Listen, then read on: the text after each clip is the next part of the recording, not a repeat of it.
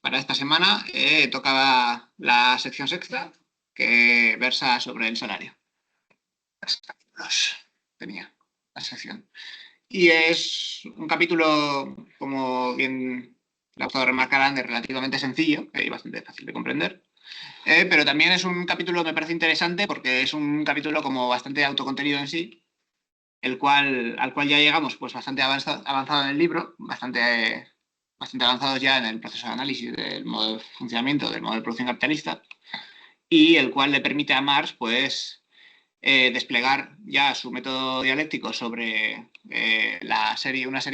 toda la serie de conocimientos acerca de las relaciones sociales fundamentales que conocemos ahora, para analizar una forma, un fenómeno como es el salario.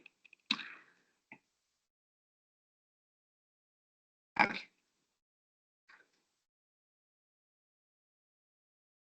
Así pues, nos dice Marx, en la superficie de la sociedad burguesa, el salario del obrero se pone de manifiesto como precio del trabajo, como determinada cantidad de dinero que se paga por determinada cantidad de trabajo. Se habla aquí del valor del trabajo y a la expresión dineraria de ese valor se la denomina precio necesario o natural del trabajo. Son, como vemos, una forma de manifestarse que no coincide, como veremos después, con el contenido real de la relación social, donde se está vendiendo no trabajo, sino fuerza de trabajo. Distinción esencial.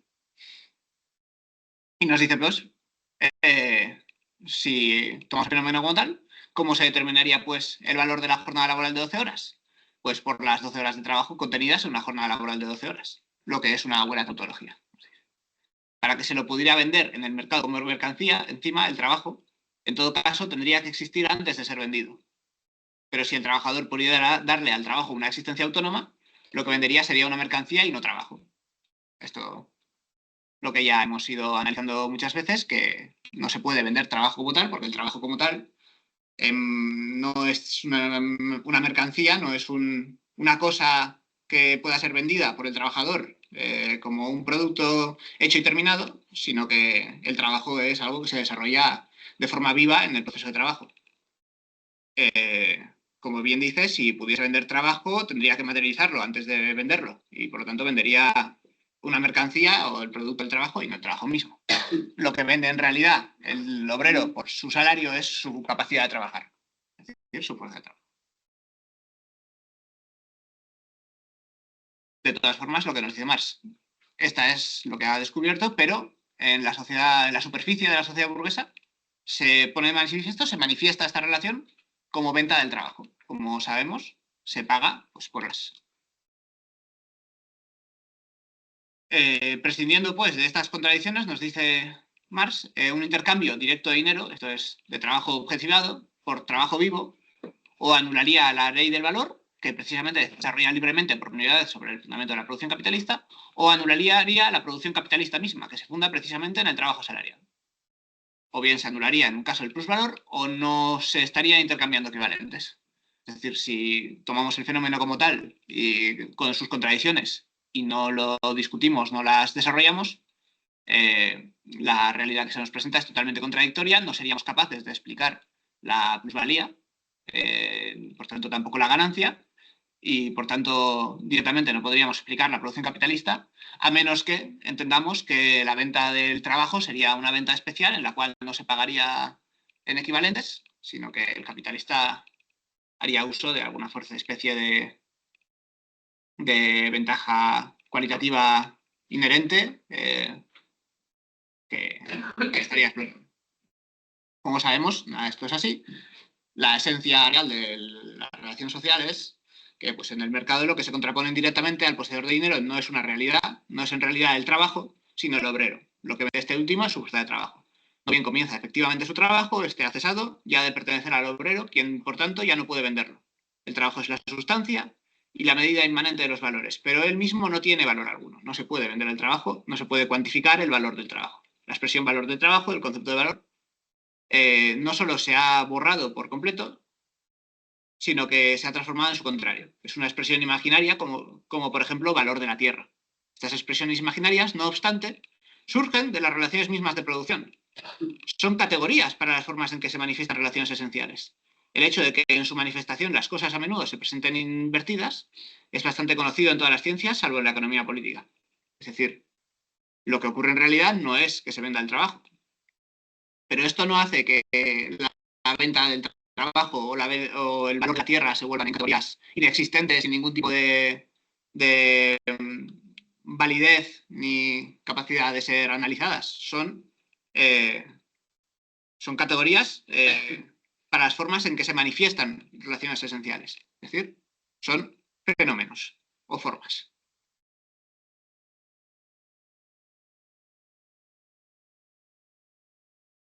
Hasta aquí, pues eso, todas estas categorías dialécticas que va presentando Marx, que ya vamos conociendo mejor desde hace tiempo. Relación entre esencia y apariencia, relación entre forma y contenido. Bien, lo que ocurre es que la economía política no es capaz de ver esto. La falta de conciencia acerca de este resultado obtenido por su propio análisis, por el propio análisis de la economía política clásica, la aceptación sin crítica de las categorías valor de trabajo, precio natural del trabajo, etcétera, como expresiones adecuadas y últimas de la relación de valor considerada, sumió a la economía política clásica, como se verá más adelante, en complicaciones y contradicciones insolubles y brindó a la economía vulgar una base segura de operaciones para su superficialidad que solo venderá a las apariencias. A lo largo de todo el capítulo hace muchas críticas a muchos economistas clásicos. Luego, si eso podremos pasar a comentar y a ver. Veamos por ahora, por de pronto, cómo el valor y el precio de la fuerza de trabajo se presentan en su forma transmutada como salario. Y, es decir, vamos a analizar mejor qué significa esta forma de salario. Vemos, nos dice Marx, además, lo siguiente. El valor de 3 chelines en que se representa la parte paga de la jornada laboral, esto es el trabajo de 6 horas, asumiendo que una jornada laboral tiene 12 horas y que contiene y que genera un valor de 6 chelines, de los cuales 3 serían pagos y 3 serían impagos, aparece como valor o precio de la jornada laboral de 12 horas. Es decir, aunque esos 3 chelines representen la parte paga de la jornada laboral, son el valor o el precio de la jornada laboral de 12 horas. Es el valor que se representa de esa forma, que contiene 6 horas impagadas, lo cual no se ve en la forma de salario, las horas impagadas. La forma de salario, pues, borra toda huella de la división de la jornada laboral entre trabajo necesario y plus trabajo, entre trabajo pago e impago. Los 3 chelines aparecen como el valor de las 12 horas de trabajo. Todo trabajo aparece como trabajo pago. En la prestación personal servil, el trabajo del siervo para sí mismo y su trabajo forzado para el señor se distinguen de manera palmariamente sensible. Había días que trabajaba para él, días que trabajaba directamente para el señor, tanto en el espacio como en el tiempo, en lugares distintos. En el trabajo esclavo, incluso la parte de la jornada laboral en la cual el esclavo no hace más que suplir el valor de sus propios medios de subsistencia, en la cual, pues, en realidad trabaja para sí mismo, pues el esclavo también reproduce su propia fuerza de trabajo, aparece como trabajo para su amo. Aquí vemos que todo su trabajo toma la apariencia de trabajo de impago. La forma que toma esta relación entre la persona que trabaja y el dueño de ese trabajo encubre o trae a relucir los contenidos reales de esa forma, que son siempre, pues, la división entre trabajo pago y trabajo impago y la apropiación del excedente por parte de una clase explotadora. En el caso del trabajo asalariado, por el contrario, incluso el plus trabajo o trabajo impago aparece como pago. Ahí la relación de propiedad vela el trabajar para sí mismo del esclavo. Aquí la relación dineraria encubre el trabajador gratuito del asalariado. Sobre esta forma de manifestación, que vuelve invisible la relación efectiva y precisamente muestra lo opuesto de dicha relación, se fundan todas las nociones jurídicas tanto del obrero como del capitalista. Así es como se nos presenta inmediatamente la relación social en el día a día de la sociedad capitalista, y así es, por tanto, como la toma la ciencia burguesa y como la comprende vulgarmente el obrero sin conocimiento de la ciencia socialista. Bien, ¿en qué consiste, pues, la labor del análisis científico de esta relación social? Pues en descubrir la auténtica esencia que hay encubierta detrás de esta forma de manifestación, lo cual Marx ya lo ha hecho y ha partido de ello, y ahora, en base a ese análisis previo, volver de nuevo al fenómeno y demostrar cómo esta forma de manifestación se da y encima se da de forma necesaria, dadas las condiciones que operan. Así pues, nos dice como el valor de cambio y el valor de uso son en sí y para sí magnitudes inconmensurables, no se pueden medir de forma precisa ni concreta para un producto, ni en un momento ni lugar específicos con total precisión, las expresiones valor del trabajo y precio del trabajo no parecen ser más irracionales que las expresiones valor del algodón o precio del algodón, que no se pueden, como dice, son inconmensurables. Añádase a ello que al obrero se le paga después de que haya suministrado su trabajo. Es decir, en apariencia se diría que primero el obrero entrega algo al patrón y después el patrón le compra ese algo que ya ha entregado. En su función de medio pago, pero a posteriori, el dinero realiza el valor o precio del artículo suministrado. O sea, en el presente caso, el valor o precio del trabajo suministrado. Por último, el valor de uso que el obrero suministra al capitalista no es en realidad su fuerza de trabajo. La capitalista se la trae al pairo, como quien diría la fuerza de trabajo del trabajador. Lo que quiere es su trabajo, que haga cosas, su trabajo útil determinado. El trabajo sastreril, de zapatero, de hilandero, etc. Que ese mismo trabajo, desde otro ángulo, sea el elemento general creador de valor, una propiedad que distingue de las demás mercancías, es un hecho que queda fuera del campo abarcado por la conciencia ordinaria. Es decir, aquí vemos los tres elementos que hacen que esta forma de manifestación se dé como se da. La inconmensurabilidad del valor de uso y del valor de cambio, y por tanto la irracionalidad aparente de todas estas categorías por igual, la forma que se da el pago de la fuerza de trabajo, que se da a posteriori en forma de medio de pago, y pues que la extracción de valor de uso del trabajador por parte del capitalista sea la extracción de trabajo, no de fuerza de trabajo. Bien. Si nos situamos, en cambio, en el punto de vista del obrero, que a cambio de 12 horas de trabajo percibe, por ejemplo, el producto de valor de 6 horas de trabajo, digamos 3 chelines, veremos que para él, de hecho, su trabajo de 12 horas, las 12 horas completas, es el medio que le permite comprar los 3 chelines. Él no distingue, no es capaz de distinguir inmediatamente entre las horas de trabajo pagas o impagas. Si, por otra parte, observamos el capitalista, vemos que éste quiere obtener precisamente la mayor cantidad posible del trabajo por la menor cantidad posible de dinero. Por eso, desde el punto de vista práctico, a él solo le interesa la diferencia entre el precio de la fuerza de trabajo y el valor que crea el funcionamiento de la misma. Pero procura comprar todas las mercancías, no solo la fuerza de trabajo, al precio más bajo posible y por eso, en todos los casos, cree encontrar la razón de su ganancia en la simple trapacería, de comprar por debajo del valor y vender por encima de este. De ahí que no caiga en la cuenta de que si existiera realmente una cosa tal como el valor del trabajo y él pagara efectivamente ese valor, no existiría ningún capital. Su dinero no se transformaría en capital. Vemos, pues, cómo, desde el punto de vista de todos los agentes de la sociedad burguesa implicados en esta relación, la apariencia da lugar a pensar inmediatamente que lo que se está vendiendo en realidad es trabajo, todas las horas de trabajo y como trabajo, no como fuerza de trabajo. Y nos dice también Marx pues, que la economía política no es capaz, no ha sido capaz hasta ahora de penetrar en esa esencia, de descubrir la realidad detrás de esas formas que asumieron como auténticas de forma acrítica o poco crítica. Por lo demás, nos dice, con la forma de manifestación, valor y precio del trabajo o salario, que aquí se le llama al salario, al valor o al precio del trabajo directamente, a diferencia de la relación esencial que se manifiesta, esto es, del valor y el precio de la fuerza de trabajo, ocurre lo mismo que con todas las demás formas de manifestación y su trasfondo oculto. Las primeras se reproducen de manera directamente espontánea, las formas de manifestación, como formas comunes y corrientes del pensar, y el otro, el contenido real, la relación esencial, tiene primeramente que ser descubierto por la ciencia, como ha hecho en los capítulos precedentes.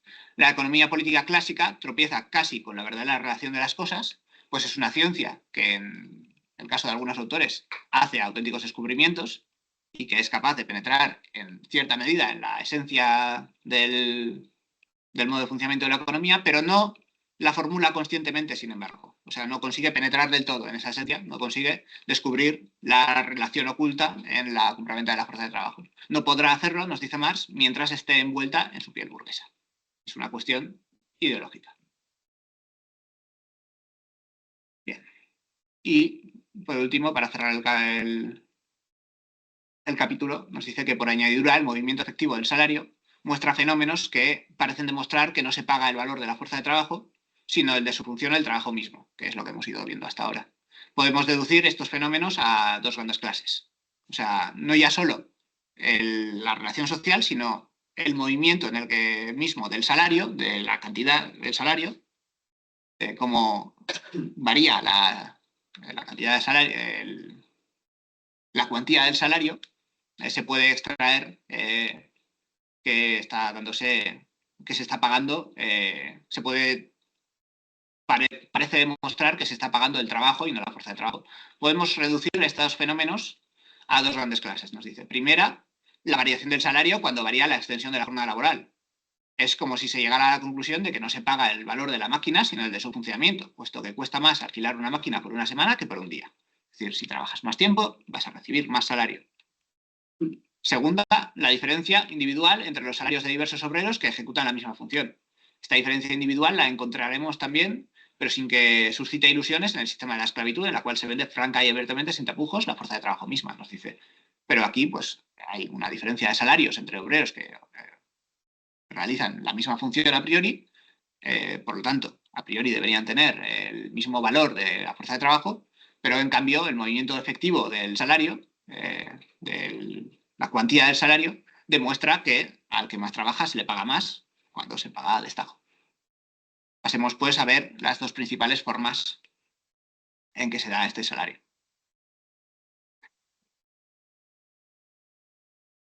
Que ya sería el capítulo siguiente, el salario por tiempo.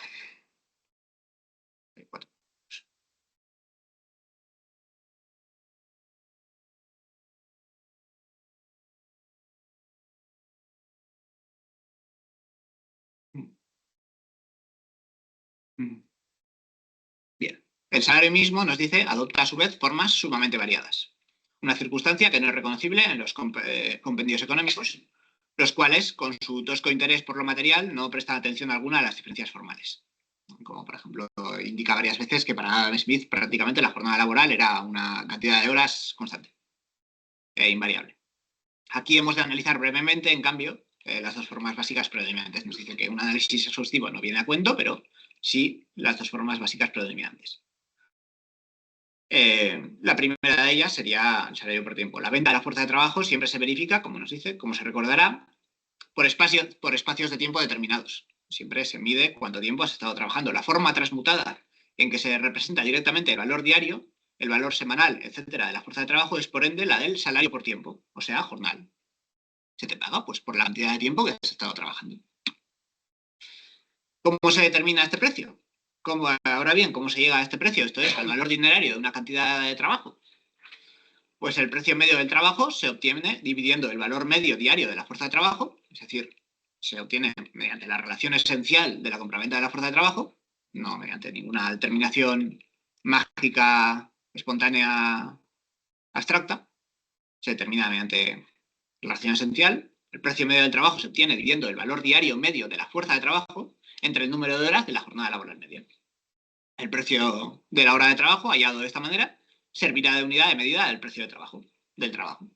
¿Cómo se determina esta cantidad? Lo determina la experiencia. Bien.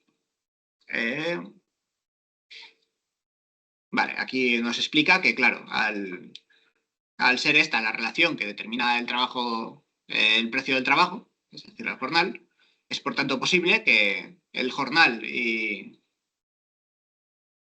el valor de la fuerza de trabajo varíen de formas distintas, pues están mediados por el tiempo de trabajo de la jornada laboral habitual.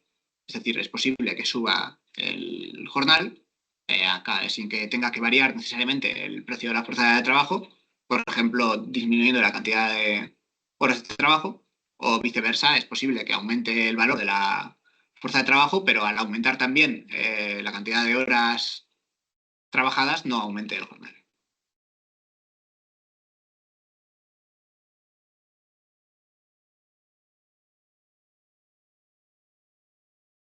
Claro, al haberse determinado de esta forma el precio de la hora de trabajo, de lo que sea que sea de tal, nos dice, pues, se abre la puerta a un fenómeno que sería la subocupación, que también se conoce en la sociedad. Y es que un obrero pues, no podrá obtener el producto del valor de 6 horas, que recordemos que es el conjunto de productos necesarios para reproducir su jornada de trabajo en condiciones normales, si está ocupado por menos de 12 horas. Si trabaja menos de 12 horas, el valor, el dinero que reciba a cambio de su trabajo será menor que el valor de su fuerza de trabajo. Y pues si bien con anterioridad vimos las circunstancias destructivas, terribles del exceso de trabajo, aquí quedan al descubierto las fuentes de los padecimientos que significa para los obreros el hecho de estar subocupados. Es decir, es muy malo trabajar de más, pero también es igual de malo casi trabajar de menos. Así pues, cuando la jornada laboral deja de contar con un número determinado de horas,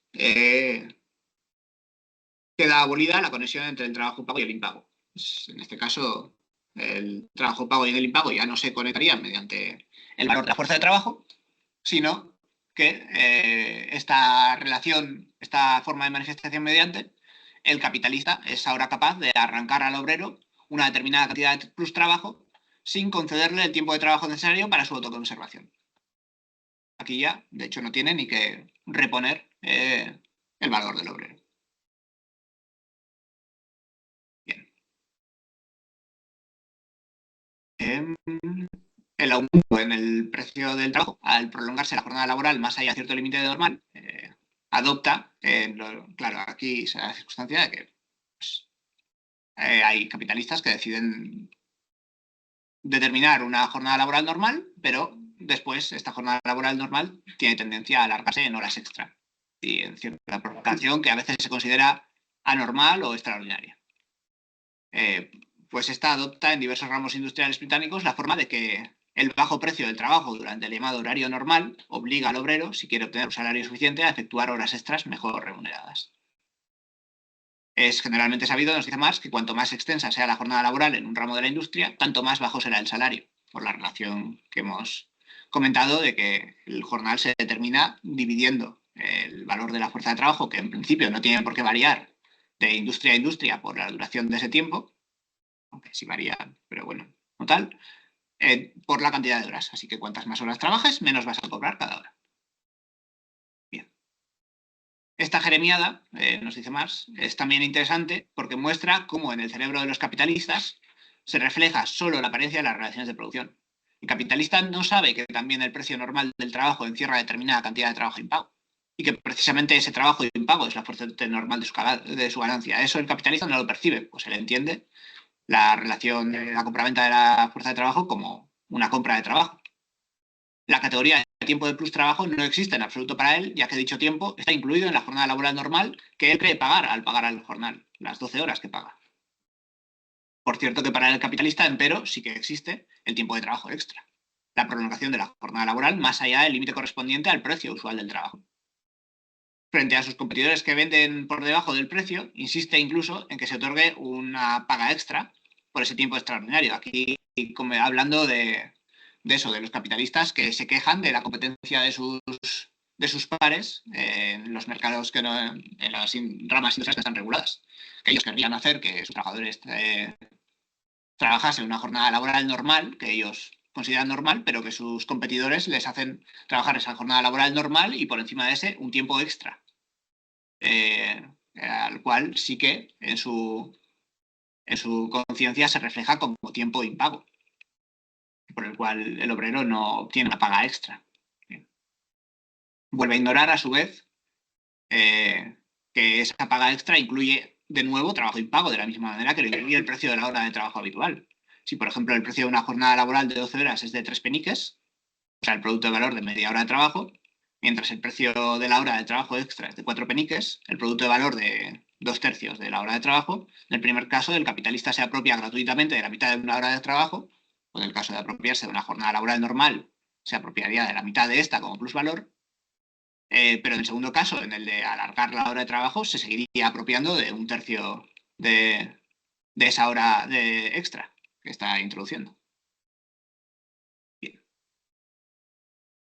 Así pues, vemos cómo el análisis de esta forma concreta, específica, en la que se manifiesta la relación de la compraventa de trabajo, nos da lugar a nuevas determinaciones que surgen de esta forma. Pues en este caso específicamente el de la tendencia a prolongar la jornada laboral.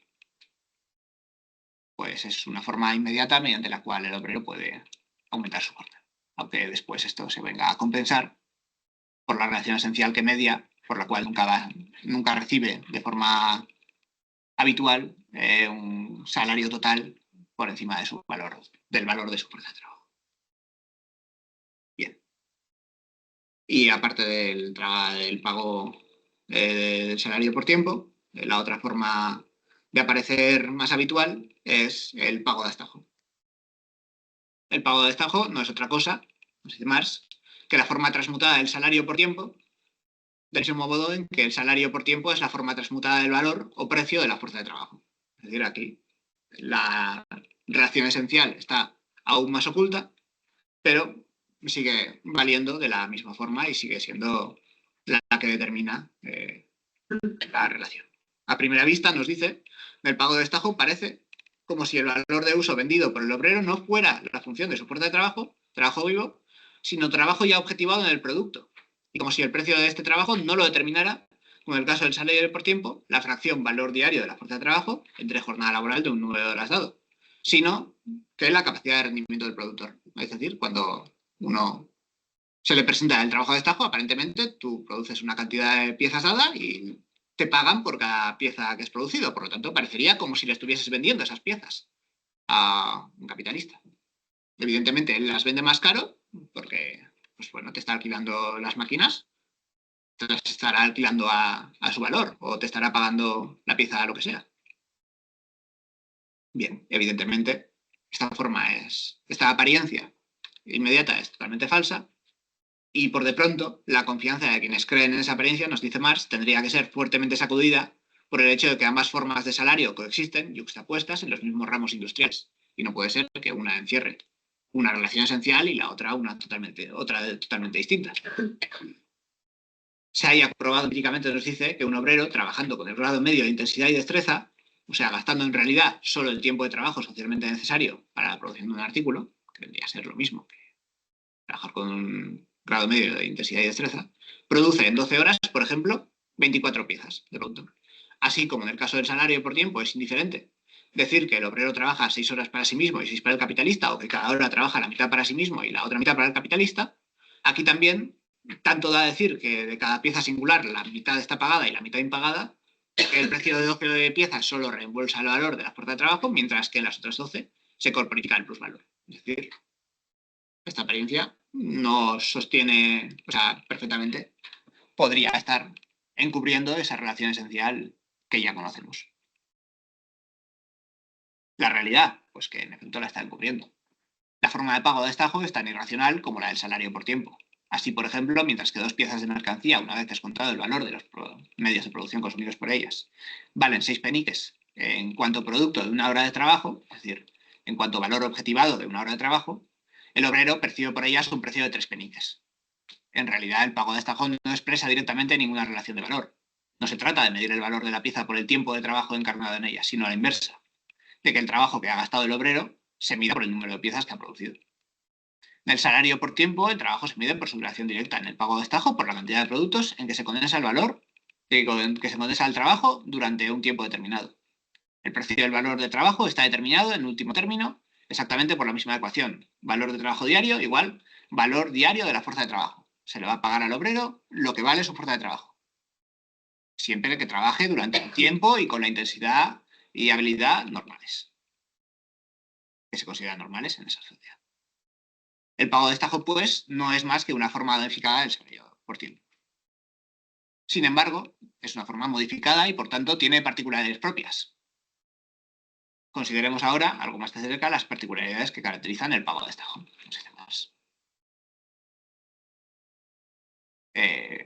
La calidad del trabajo, nos dice, está controlada aquí por la obra misma, que debe poseer la calidad media para que se pague íntegramente el precio de cada pieza. Al ser el pago mediado por la pieza, esta pieza tiene que tener una calidad mínima por debajo de la cual el capitalista la rechazará y no pagará al obrero. El pago de destajo se convierte, por tanto, en este sentido, en una fuente abundantísima de descuentos salariales y de pullería de horas de trabajo que el obrero objetiva en un producto que, al poseer una calidad inferior a la media, pues, o a la mínima, no queda pagado. Esta forma de pago brinda al capitalista una medida encima rigurosamente precisa de la intensidad del trabajo. Es decir, ¿cómo de intensamente están trabajando? Pues en relación directa a la cantidad de piezas que están produciendo en el tiempo, que es lo que les estoy pagando. Solo el tiempo de trabajo que se encarna en una cantidad de mercancías determinada previamente y fijada por la experiencia, cuenta como tiempo de trabajo socialmente necesario y se lo remunera como tal. En el pago del salario por tiempo, el asegurar que el tiempo de trabajo que se esté gastando sea el socialmente necesario, que tenga una intensidad adecuada, queda bajo la vigilancia del capitalista. Pero como la calidad e intensidad del trabajo están controladas aquí por la forma misma del salario, esta vuelve superflua a gran parte de la vigilancia del obrero, del trabajo, y hace que éste se vigile y se intensifique automáticamente a sí mismo. Adicionalmente, a menudo se introducen en esta cadena de pago a destajo, no el pago a destajo directo por parte del capitalista al trabajador directo, sino que una cierta cadena de subarriendos de destajo en el cual el capitalista, pues por ejemplo, paga al, al maestro que maneja la máquina en su línea y a su vez el maestro que maneja la máquina en la línea es el encargado de subarrendar una serie de trabajadores y auxiliares que le ayudan y es él el que les paga de nuevo a destajo una parte del precio que le paga el capitalista a él. Así pues, aquí la explotación de los obreros por el capital se lleva a cabo mediante la forma de la explotación del obrero por el obrero. O abre la posibilidad de ello. Por lo tanto, ¿en qué se tuerca el interés personal del obrero bajo esta circunstancia? Una vez dado el pago de destajo, naturalmente, el interés personal del obrero estriba en emplear su fuerza de trabajo de la manera más intensa posible, lo que facilita al capitalista la elevación del grado normal de la intensidad, y el obrero asimismo está personalmente interesado en prolongar la jornada laboral para que de esta manera aumente su jornal o su salario semanal. Esta forma, como vemos, otorga ventajas más que considerables al capital. Otra cosa que sale a relucir aquí, en esta relación, pues la diversidad individual de los obreros, que hasta ahora habíamos dicho que quedaba borrada en la relación del valor, la cual se determina por el tipo de trabajo socialmente necesario y no por el trabajo individual de los obreros. Aquí, en el salario por tiempo, así pues, en el salario por tiempo prevalece también, con pocas excepciones, el salario igual por funciones iguales. Mientras que en el pago de destajo, el precio del tiempo de trabajo se mide por una cantidad de productos determinada, pero el jornal o el salario semanal, en cambio, varían conforme a la diversidad individual de los obreros. Uno de estos suministra el mínimo de producto en un tiempo dado, otro el término medio y un tercero mucho más que el promedio. Es decir, cada trabajador, dependiendo de sus circunstancias particulares, producirá más o menos producto. En lo que atañe al ingreso real, aparecen aquí grandes diferencias, pues, según la destreza, fuerza, energía, resistencia, etcétera, diferentes en cada obrero individual. Esto, naturalmente, no modifica en nada la relación general entre el capital y el trabajo asalariado. En primer término, las diferencias individuales se compensan en el taller colectivo, de tal suerte que éste, en un tiempo determinado de trabajo, suministra el producto medio y el salario total pagado en él equivale al salario medio de ese ramo industrial. Pero, de nuevo, aquí el salario medio no sería, en el caso del pago por tiempo, el salario que se está pagando efectivamente a los trabajadores, sino sencillamente una media de algunos salarios más altos y otros más bajos. En segundo lugar, la proporción entre el salario y el plusvalor también se mantiene inalterada, ya que la masa de plusvalor suministrada individualmente por cada obrero guarda correspondencia con el salario individual del mismo. Es decir, a mayor salario, más plusvalor y a menor salario, menos plusvalor. Pero el mayor campo de acción que el pago de destajo ofrece a la individualidad, que en efecto permite al trabajador trabajar individualmente con mayor intensidad para mejorar su jornal, tiende por una parte a desarrollar dicha individualidad y con ella el sentimiento de libertad, la independencia y el autocontrol de los obreros, es decir, más bien su su destino totalmente determinado por la voluntad ajena, sino que ven cierto control, aunque sea limitado, en el desenlace de su actividad. Y por otra parte, aumenta también la competencia entre ellos mismos de unos contra otros, en un flujo fratricida en el que se devoran unos a los otros inconscientemente. Tiende, pues, a aumentar salarios individuales por encima del nivel medio y al mismo tiempo a abatir este nivel medio mediante el aumento espontáneo de la intensidad y de la jornada laboral. Así pues, con estas particularidades que le vienen asociadas, podríamos decir que esta forma de salario es la más adecuada o por lo menos la más ventajosa al modo de producción capitalista. De las aunque de ninguna manera es nuevo, el pago de destajo figura oficialmente junto al salario por tiempo en las leyes laborales francesas e inglesas del siglo XIV. Es solo en el periodo manufacturero propiamente dicho, un periodo ya propiamente capitalista, cuando se conquista un campo de acción más amplio. Cuando conquista un campo de acción más amplio, sale el pago de destajo. En la época fundamental y turbulenta de la gran industria, es decir, el periodo entre 1797 y 1815 en Inglaterra, sirve de palanca para prolongar la jornada laboral y abatir el salario. Y ya en la época de Marx, en los talleres sometidos a la ley Fabril, el pago de destajo se convierte en la regla general, pues ahí el capital solo puede ampliar la jornada de trabajo en lo que respecta a su intensidad, al haberse limitado la jornada por ley. Y como nos dice Marx en alguna nota, el pago de destajo suponía en su época prácticamente el 80% de los trabajadores de las industrias reguladas.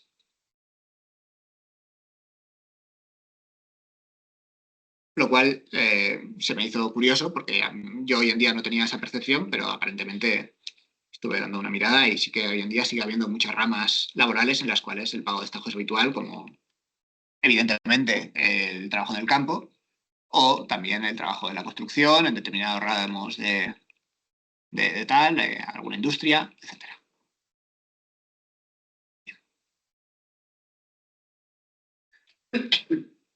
Y finalmente tenemos el último capítulo, que es uno bastante breve, que versa sobre la diversidad nacional de los salarios, el cual, en cierta medida, yo creo que también viene a aportar pinceladas interesantes al debate que hemos venido teniendo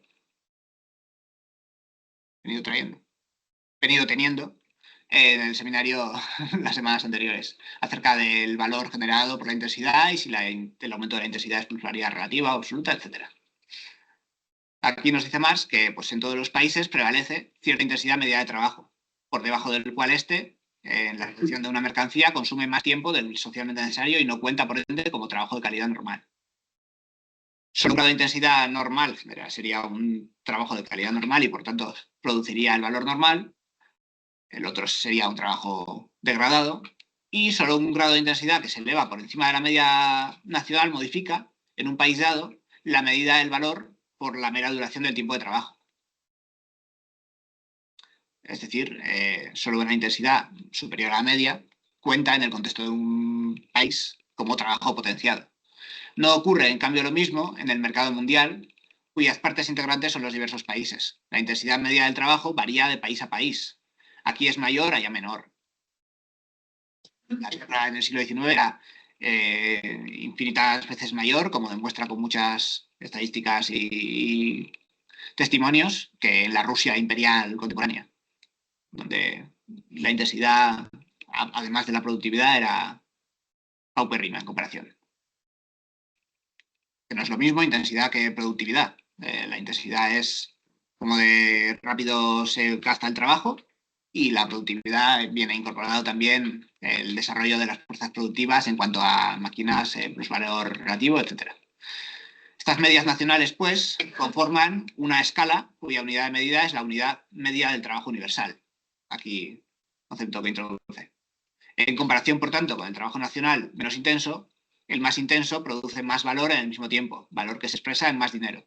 Así pues, se podría dar una medida de valor universal, de unidad media de trabajo universal, que se materializa en una medida de media de valor universal, y los trabajos de unos países respecto a otros estarían potenciados y generarían al mismo tiempo un mayor valor, aún incluso trabajando en lo que vendría a ser la intensidad normal de ese país. Por lo tanto, viene aquí a confirmar que no hay nada de eso de que la intensidad, que el aumento de la intensidad solo genera valor extra durante un tiempo transitorio, sino que efectivamente el trabajo más intenso genera siempre mayor valor. Y por lo tanto es totalmente equivalente al aumento de la personalidad absoluta. De nuevo, en mi opinión, luego ya podréis discutir de esto si queréis. Vale. Y analiza también cómo esto afecta en el precio del trabajo, que es al final lo que le interesa al capitalista. Y aquí cita a varios economistas, por ejemplo a James Anderson, que nos dice que el precio real es lo que al patrón le cuesta efectivamente cierta cantidad de trabajo. Trabajo encapsulado detrás de esta forma, de esta falsa apariencia del salario, del cual se cobra trabajo directamente.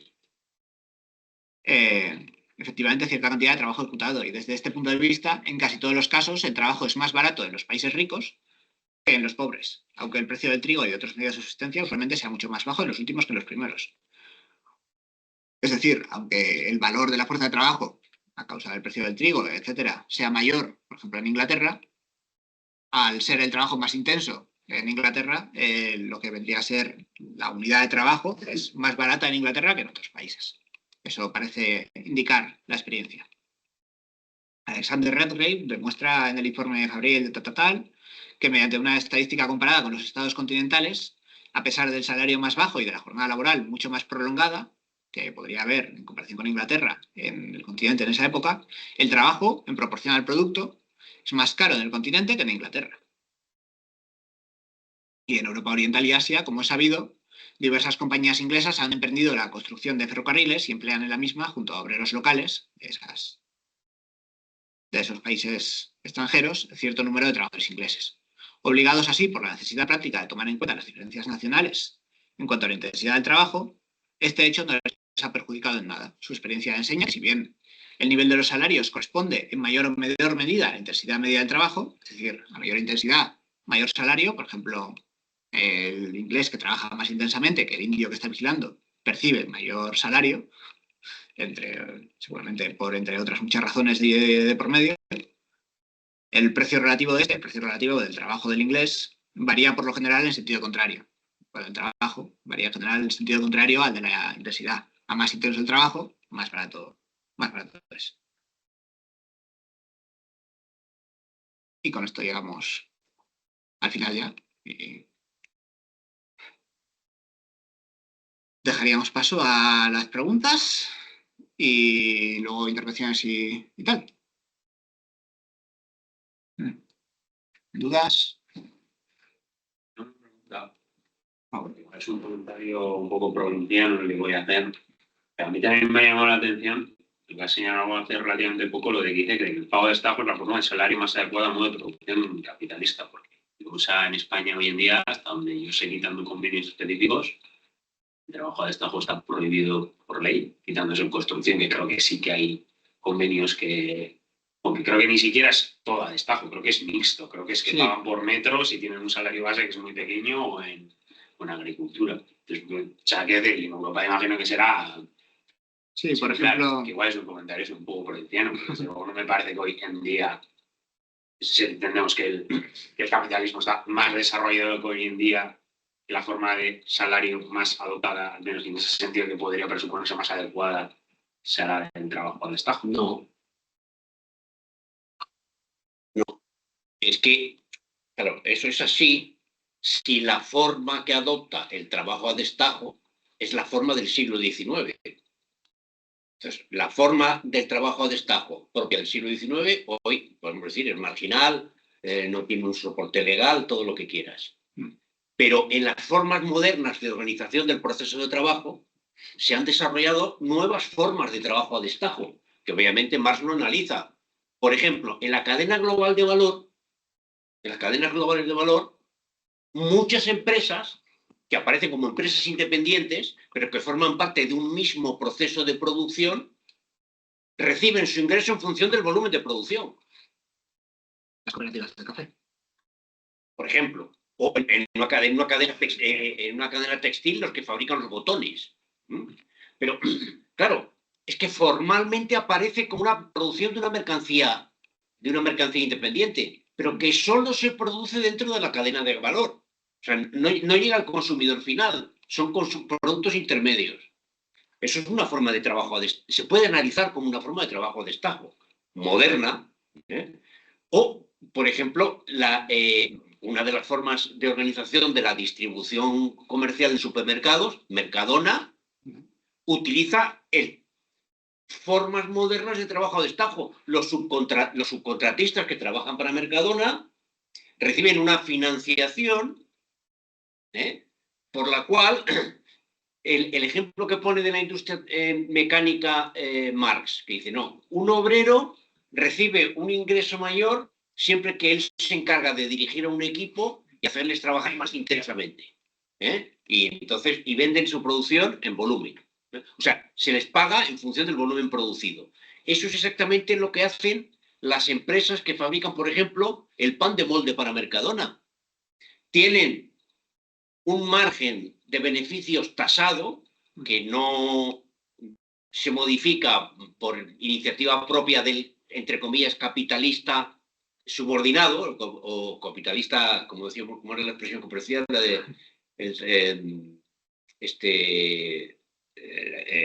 la expresión esta de que no es subordinado, es subsumido, ese capitalista subsumido por otro capitalista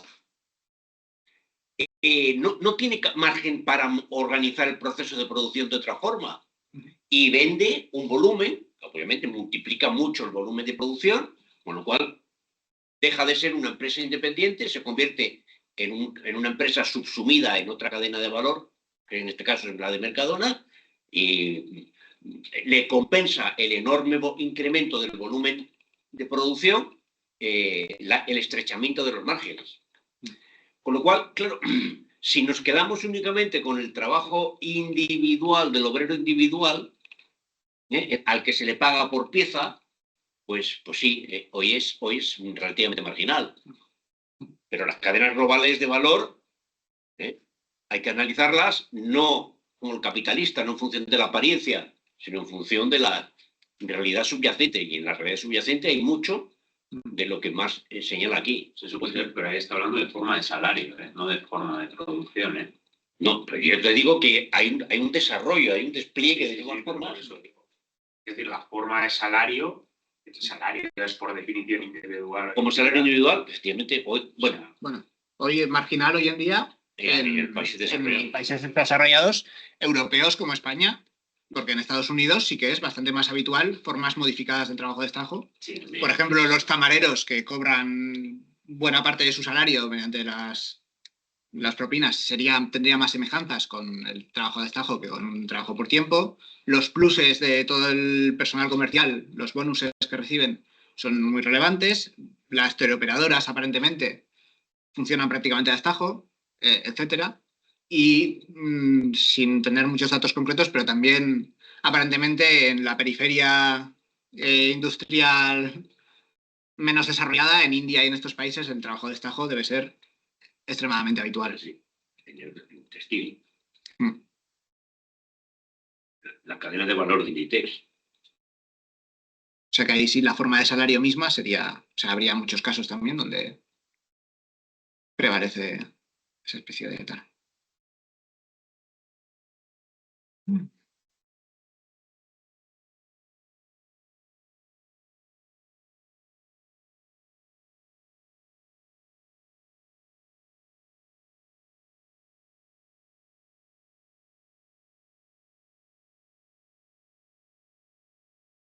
Y por ir a algo también, esto lo que dice lo anterior, a mí también, por ejemplo, me llama la atención que, claro, que utiliza la forma del pago de destajo, pues, o sea, que decir, una cosa que es lo más evidente, es la que ha explicado Pello, ¿no? Que dice que es como, bueno, no, al final tú produces, quieres, y como quieres, y al ritmo que quieres, te pones, es como la más como libertad, ¿no? Como que tienen una especie de esto. A mí también me llamó la atención en el sentido de que, pues, aunque bueno, igual sea que, digamos, en cuanto a forma de salario individual en los países desarrollados, pues, eso no se aplique, yo creo que de otras maneras, por así decirlo, sí que intentan, por así decirlo, como se dan formas de trabajar donde, digamos, esa individualidad tienda como a sentirse sea, libre en el propio trabajo. O sea, en el cierto sentido de, pues, bueno, tienes, o sea, que tiene incluso en las cosas más que pueden ser evidentes, de, bueno, no, es que tienes flexibilidad laboral, que muchas veces esa flexibilidad laboral se traduce en vas a trabajar, aunque en el calendario te pongan 8 12 horas,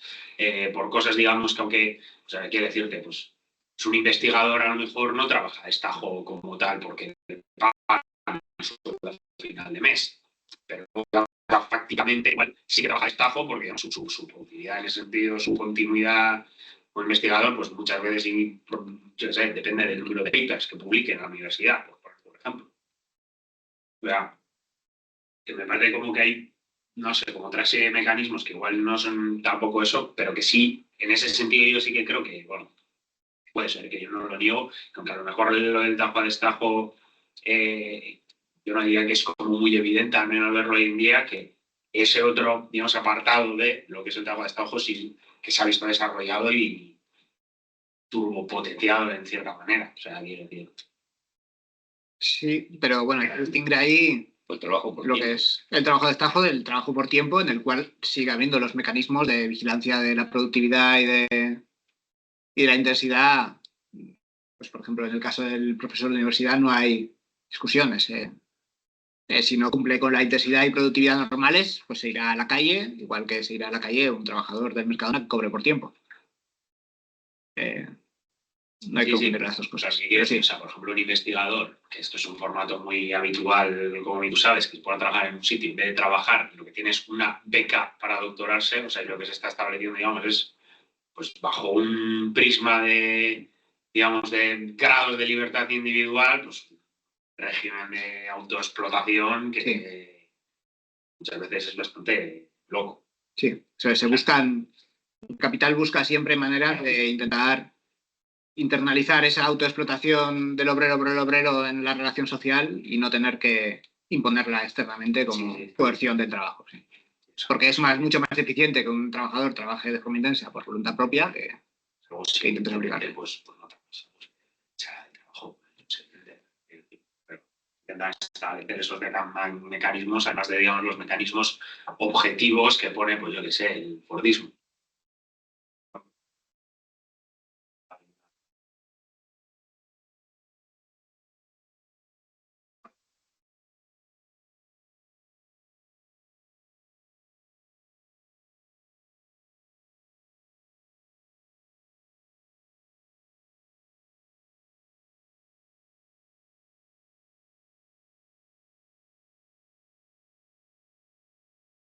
Ya te lo sigo yo, ¿eh? A mí hay una cosa que, por ejemplo, que me llama la atención en estas páginas, que sin mucha parafernalia, porque a veces es como muy evidente que a lo mejor incluso lo está haciendo más por apariencia que por contenido, no, eso sería otro tema, que sin mucha parafernalia y sin mucho, sin anunciarlo como un platillo, en ciertas partes de estos apartados, otros también, pero aquí me ha llamado mucho la atención, por ejemplo, en el párrafo final del pago a tiempo, Sí. que está siendo muy profundamente hegeliano. Está siendo muy profundamente hegeliano en el sentido de que dice, claro, en el tenor de los capitalistas, tú empleas 12 horas de trabajo, entonces capas de 0 horas de capitalista, claro, esas 12 horas que empleas, digamos, es como el tiempo natural, ¿no? Pues el tiempo que tengo que emplear, entonces ahí todo lo que estoy pagando, toda la relación que estoy pagando, pues es trabajo pago. En cambio, los otros 6 horas extras que igual los emplea pues mi competidor, pues qué casualidad, eso resulta que no es trabajo pago. Ahí hay 12 horas que sí está bien explotar, pero 6 horas que no es esto aceptable.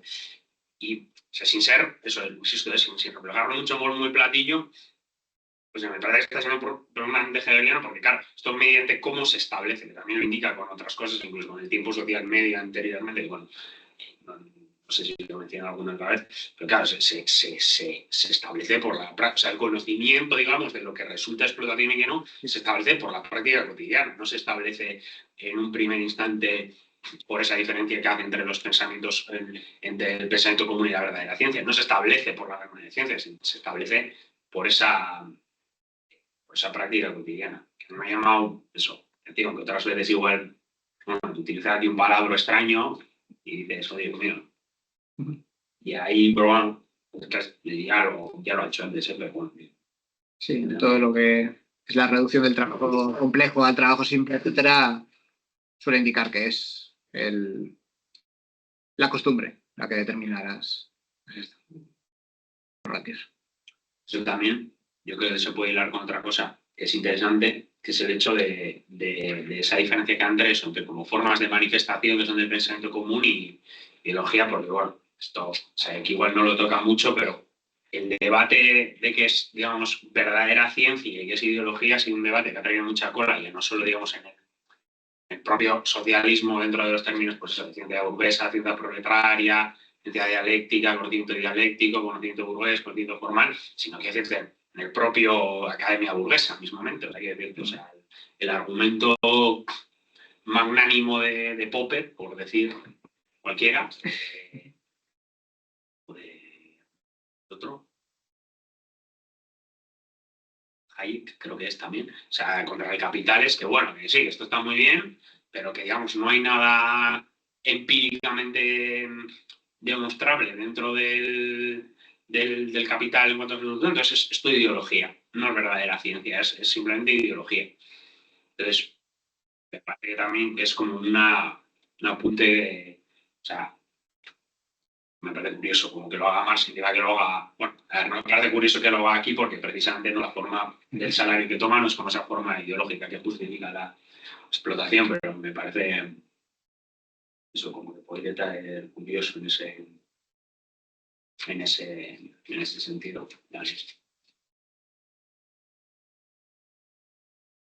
Y bueno, y evidentemente también otra cosa, que aquí está hablando de otra cosa, pero que se podría aplicar perfectamente a cualquier interés, cuando dice, cuando mira el primer párrafo del salario por tiempo, cuando dice, salario mismo adopta a su vez formas sumamente variadas de una circunstancia de bla, bla, bla, que sí, ahí está hablando del salario y esto, que dice luego, consultores con interés por lo material no prestan atención ninguna a las diferencias formales. Una exposición entonces de esta en el banco debería tener cabida en la teoría especial del salario y no por tanto en esta obra, pero bueno, parece también que es como una nota que igual, o una, eso es muy explícito o está hablando otra cosa, pero digamos, de esa tendencia que yo creo que muchas veces se ha tenido a solo, no, es que eso son formas de aparición, ¿no? Son formas culturales de aparición, o formas superestructurales de aparición. Entonces, bueno, pues nos da igual, ¿no? Porque como nos da igual, aparentemente no tiene ningún efecto, porque simplemente, pues, bueno, en algunos casos son una reproducción mecánica, ¿no? De esa estructura. Sin embargo, bueno, como ya lo indicaba pues en la propia, pues yo que sé, hay un capítulo que es sobre las formas de valor. Es decir, el propio análisis de la forma de valor, es decir, cómo se manifiesta esa esencia, puede incluso llegar a alterar la propia esencia en sí, no por el hecho de que se manifieste, sino por el desarrollo que toma en esa manifestación. O sea, no sé cómo. Sí, añade determinaciones y añade nuevos elementos a la relación misma.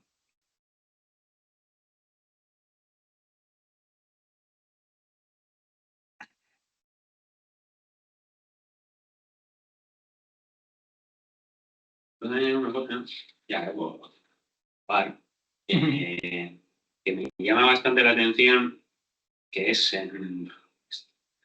Claro, es que esta nota creo que no está dejada porque es de las de la vieja, pero en el párrafo donde está, al que hace referencia a la nota 29, no, el anterior, al principio de eso que dice, además, como el valor de cambio y el valor de uso son en sí y para sí magnitudes inconmensurables, las expresiones de valor de trabajo y precio de trabajo no parecen más que racionales en las expresiones, más irracionales que las expresiones, valor de agua, etcétera, etcétera. O sea, vale, sí, el valor de uso es evidente, ¿no? O sea, quiero decir, no es conmensurable porque es algo cualitativo y no solo. Claro, el valor de cambio, a mí me parece curioso porque, claro, el valor de cambio no parecería tan intuitivo, ¿no? Porque el valor de cambio en principio es una proporción racional, proporción que en principio lo podríamos llamar simplemente relacionar directamente con algo cuantitativo, ya sea en la versión pues que es trabajo independientemente de la relación social que hay, o simplemente pues es una cantidad. Pero acá, a mí, y esto porque lo hemos discutido alguna vez, a mí me parece que muchas veces aquí apunta en las típicas frases que más deja de. Bueno, pero yo qué sé, por ejemplo, que yo creo que son problemas que se han traído mucho en la economía política marxista, es el problema de la transformación o el problema de la reducción del trabajo simple al trabajo, o sea, el trabajo complejo al trabajo simple. Pues dice estas cosas que dice, bueno, esto pues ocurre, ¿no? En la práctica ocurre y yo qué sé, pues los valores se transforman en precios y pasa. Y pues, el trabajo complejo se reduce al simple y pasa. Y yo lo que suelo defender este tipo de cosas, igual es por mi provincianismo también, que es el hecho de que ahí Marx no es, o sea, lo que nos está diciendo, o lo que él está intentando, lo que yo interpreto es, no es que está diciendo es que esto ocurre, pero yo no lo puedo decir porque no tengo un modelo lo superviviente preciso para sacar con un porcentaje de error infinitésimo eso como ocurre, sino lo que dice es, pues bueno, que ocurre, o sea, de facto ocurre en la práctica, ocurre, digamos, o sea, cualitativamente, no digamos, ni siquiera tiene sentido como, yo qué sé, desde el punto de vista de una planificación económica, intentar resolver esa planificación económica mediante resolver el problema de la transformación, sino que es un problema pues, bueno, que ocurre en la sociedad, pues, como podría ocurrir de otra manera, o como se podría hacer de otra manera, o yo qué sé. O sea, pues el trabajo complejo se podría reducir al simple mediante una reducción matemática, una reducción algebraica, o también se podría reducir cualitativamente diciendo, bueno, pues el trabajo de un astronauta que requiere ingentes horas de, pues, por ejemplo, de formación o de trabajo socialmente necesario para que la persona pueda ir al trabajo, pues es igual de necesaria que la persona que limpia mierda. Entonces, como los dos son necesarios, pues bueno, pues los dos trabajos son equiparables en ese sentido. Porque me parece una frase en ese sentido que también a veces pasa de tapadillo, porque me parece bastante contundente. Son magnitudes que no se pueden medir.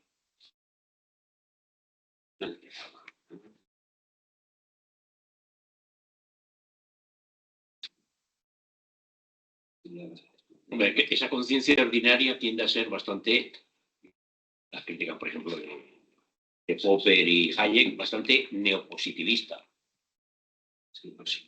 Neopositivista total. Y como muestra Porfirio Miranda en su libro sobre el neopositivismo, si uno lee a los fundadores del neopositivismo, su objetivo es defender la sociedad burguesa. ¿Sí? Pero sin ningún tapujo, sin ninguna medias tintas. Muy interesante. Pero sí, vamos, la crítica positivista se basa únicamente en las formas. No puede identificar ninguna esencia distinta a las formas.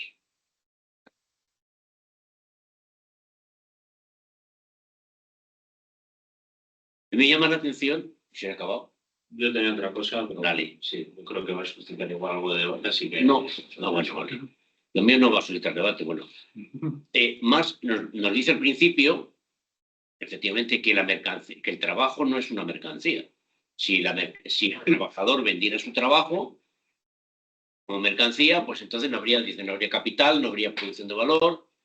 Dice, la mercancía es la mercancía fuerza de trabajo.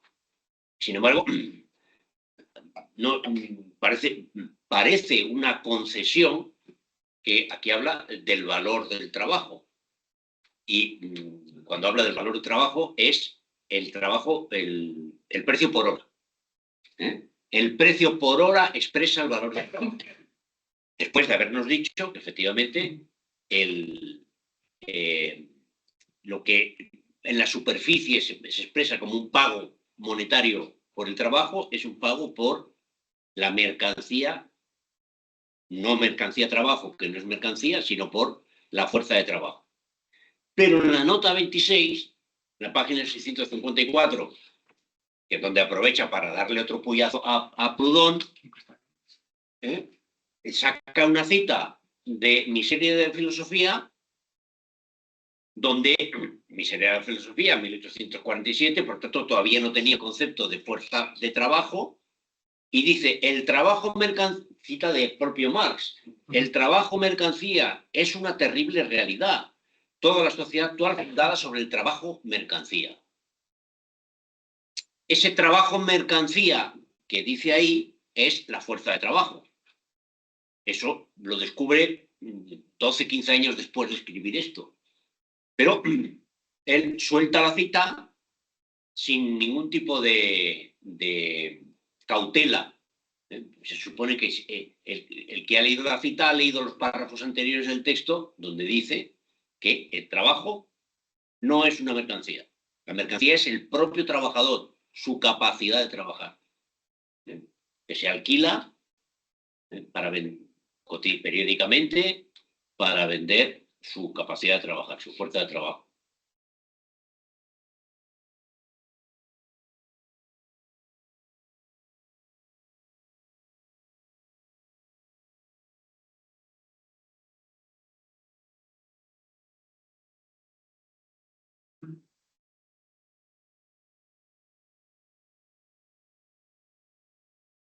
Adrián.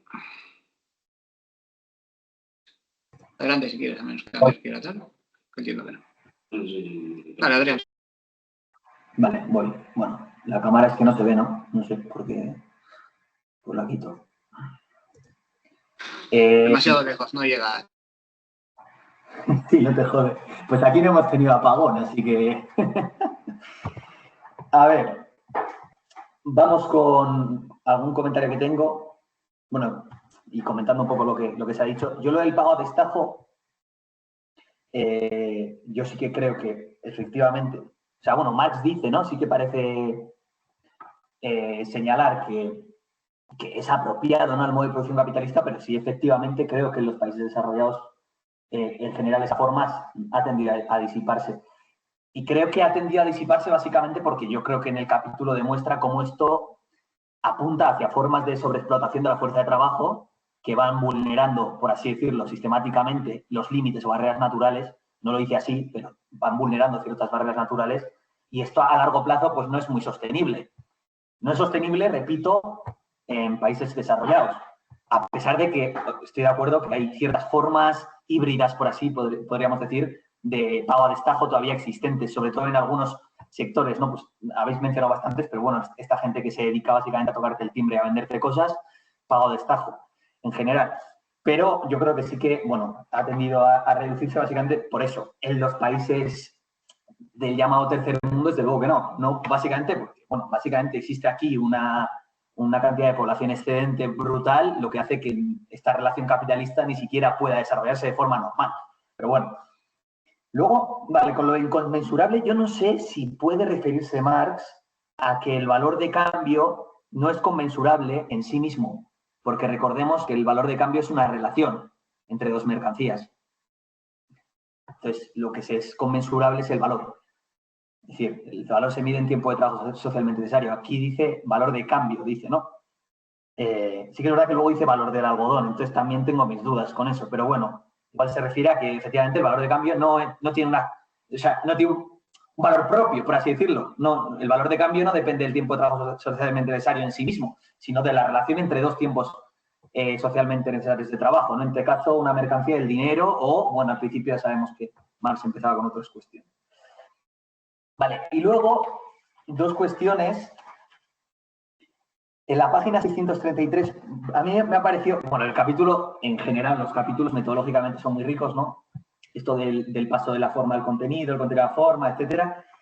Pero me parece bastante interesante lo que comenta en la 633 de la nueva edición cuando dice, ¿no?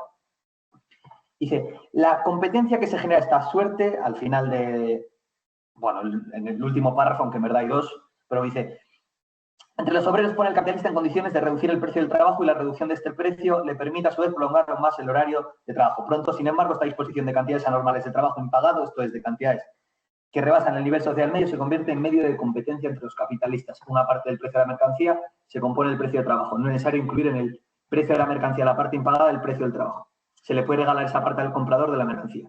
Es este el primer paso al que obliga a la competencia. Y el segundo paso consiste en excluir asimismo del precio de venta de la mercancía una parte del plusvalor anormal generado por la prolongación de la jornada laboral.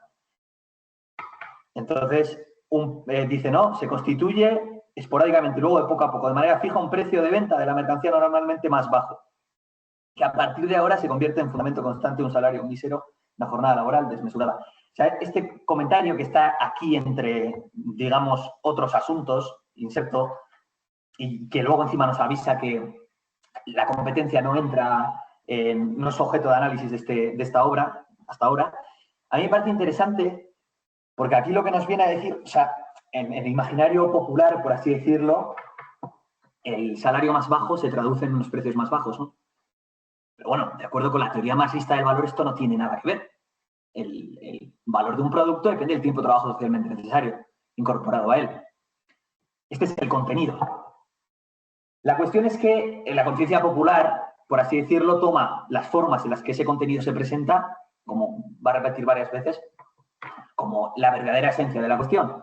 Y lo que aquí hace Marx es, ejemplificándolo de forma bastante superficial, pero yo creo que sí que nos da ciertas claves, es que efectivamente cuando el precio del trabajo es inferior, también lo es el de la mercancía, o al menos en algunas ocasiones, y esto no se debe a una violación de la ley del valor ni nada por el estilo, sino a lo que explica aquí, que es que efectivamente ese salario más bajo es una especie de plusvalía extraordinaria y lo que hace es, a merced de la competencia, forzar a ese capital a reducir el valor de la mercancía, ¿no? Entonces, yo creo que aquí juega mucho con la forma y contenido. También juega mucho con la forma y contenido en el tema de la productividad, porque ya sabemos que el salario, por así decirlo, no depende de la productividad. Lo sabemos. Sin embargo, las formas concretas sí que tiende a depender de la productividad, por lo que explica en el capítulo sobre las diferencias nacionales de los salarios, ¿no? Por tanto, cómo la productividad sí que termina afectando, pero de forma indirecta, a través de diversas mediaciones, y cómo esas mediaciones solo pueden, digamos, dilucidarse si partimos desde el contenido y llegamos a la forma y no al revés. O sea, bueno, partimos de la forma y llegamos al contenido, pero solo desarrollando ese contenido, ¿no? Entonces, esas diferencias metodológicas para mí son fundamentales en el plano del marxismo, ¿no? Y cómo mucha gente, incluso nosotros cuando empezamos y vemos que algo contradice algo de lo que estamos leyendo, contradice la realidad inmediata en la que nos desenvolvemos, decimos, no, pero es que Marx aquí está equivocado. No, oye, es que igual faltan eslabones intermedios y no hemos llegado a comprender todavía esas formas concretas. Pero esas formas concretas tienen una explicación, ¿no? Y creo que Pello también lo ha mencionado bastante bien cuando ha hablado de que estas formas, por ejemplo, del salario son formas necesarias, etcétera, ¿no? Y luego, ya el último tema, obviamente, como no, porque ahí me ha lanzado una pullita Pello que no va a pasar inadvertida, que es el tema de la intensidad de los cojones, que yo dije, a Pello, según él, pues le ha parecido clarísimo que esto era plusvalía absoluta, según la cita que ha leído. A mí lo que me parece es que en este capítulo 20, Diversidad Nacional de los Salarios, lo que Marx está hablando es básicamente de una especie de consolidación, a ver si me explico, una especie de consolidación de lo que serían las plusvalías extraordinarias. Dentro de un Estado, la plusvalía extraordinaria es algo que tiende a disiparse progresivamente a medida que la competencia va, digamos, suprimiendo esas ventajas comparativas. Entonces, lo que sucede es que, por ejemplo, en ese aumento de intensidad temporal, ese capital concreto genera más valor y, por lo tanto, es capaz de apropiarse de más valor que el resto de sus competidores, ¿no? Yo lo que decía es que cuando esa intensidad se normaliza, ya no se genera más valor.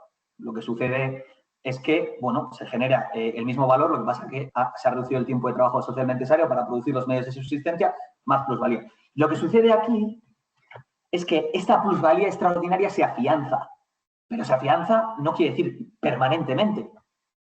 Lo que sucede aquí es que en los países, por así decirlo, tienen las intensidades medias distintas y esas intensidades medias no varían de forma, digamos, tan rápida como podrían variar dentro de un mercado nacional, porque existen ciertas barreras, y esto es evidente, y esto no solo con la intensidad, se puede probar también con otras cuestiones, con la productividad, por ejemplo. Con la productividad no puede generalizarse de forma tan sencilla en todo el globo, básicamente porque, digamos que hay capital fijo que hay que trasladar al tercer mundo, que se ha hecho, pero que cuesta trasladarlo y que no es tan sencillo y que las condiciones de seguridad en el tercer mundo no son iguales, etc. La cuestión es que la barrera nacional lo que hace es generar que esa plusvalía extraordinaria se consolide durante un tiempo al menos y que efectivamente a lo largo de ese tiempo ese capital nacional más intenso logre apropiarse de mayor plusvalor.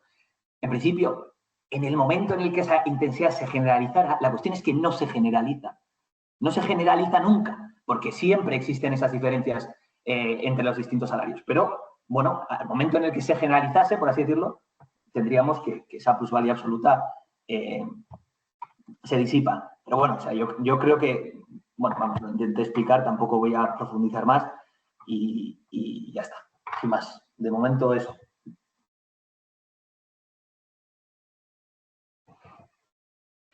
Vale.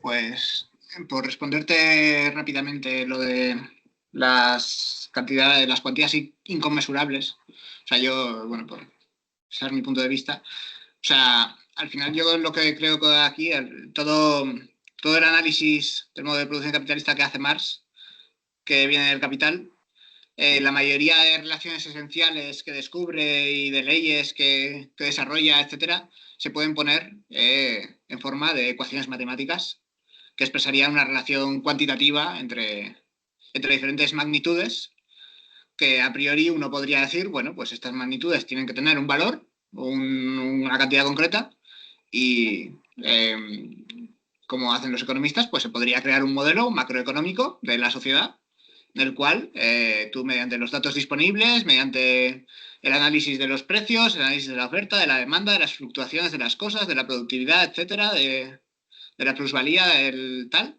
podrías intentar con eso crear un modelo que determine y dé unos valores concretos exactos a esos parámetros que relacionan las diferentes magnitudes entre sí.